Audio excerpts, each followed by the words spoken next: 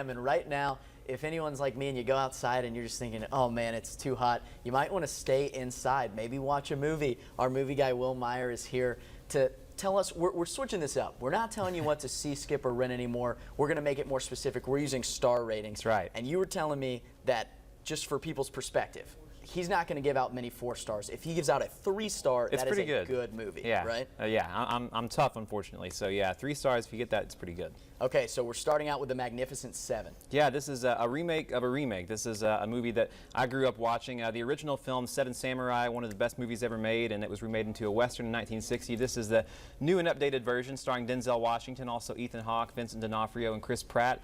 This is a movie about a group of 7 men who come together to protect a group of poor farm villagers from a group of savage thieves. This is a movie that's new and updated, but just because it's the new version doesn't necessarily mean that it's the improved version. I think this movie kind of takes away a lot of what was different and compelling about the original. You know, the original, you had bad guys protecting farm villagers from even worse guys, and this is more of a black and white, you know, good versus evil world. It's more noble characters, which is fine, but I think it makes it less interesting. Also, this movie just isn't as concerned about the characters in general. In that first film, it was all about the gathering of the 7, and here it's just kind of in a hurry to get to the action, which for some of you that's going to be a good thing, and I did enjoy the action in this movie. I think that alone is probably worth the price of admission. The final 30 minutes is thrilling. It's from the guy who brought us Training Day and The Equalizer, so he knows how to shoot these scenes. Overall, this movie is a lot of fun. I was disappointed with the script. I think it's half-baked, and you know, a lot of it really is just hammy, but it is fun. I could watch it again, and I think if you're an action movie junkie or you like westerns, I think you'll definitely enjoy it. So I'm guessing not the highest star count for this one based on what you just said. A generous 2.5 out of 4. So a generous 2.5 yes. out of 4. So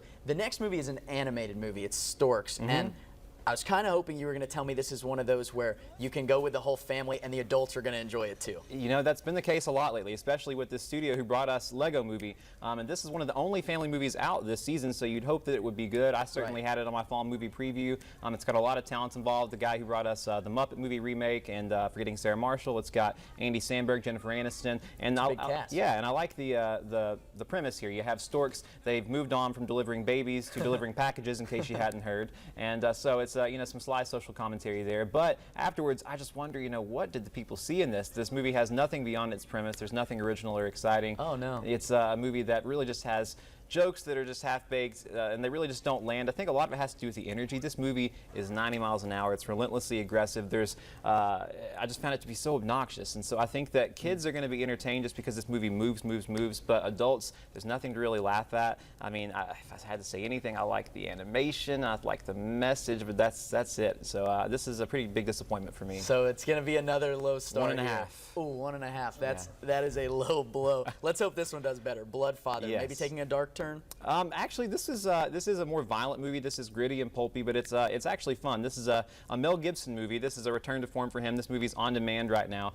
He plays an ex-con who's trying to live his life on the straight and narrow when he reunites with his estranged 17-year-old daughter who's on the run from drug dealers. So it sounds kind of dark, but this movie, as I said, it's violent. It's kind of like his Mad Max character, but also meets his Lethal Weapon character, and this movie's funny as well.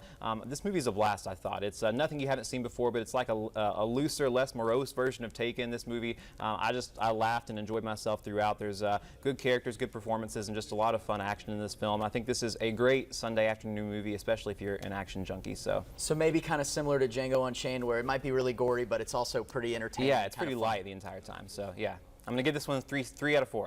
A 3 out of 4. 3 stars. So that is a good movie, it's correct? Best one That's this weekend. a good movie. It's a good It's movie. 3 stars from Will Meyer. Well, thanks as always for being with us. We really appreciate it.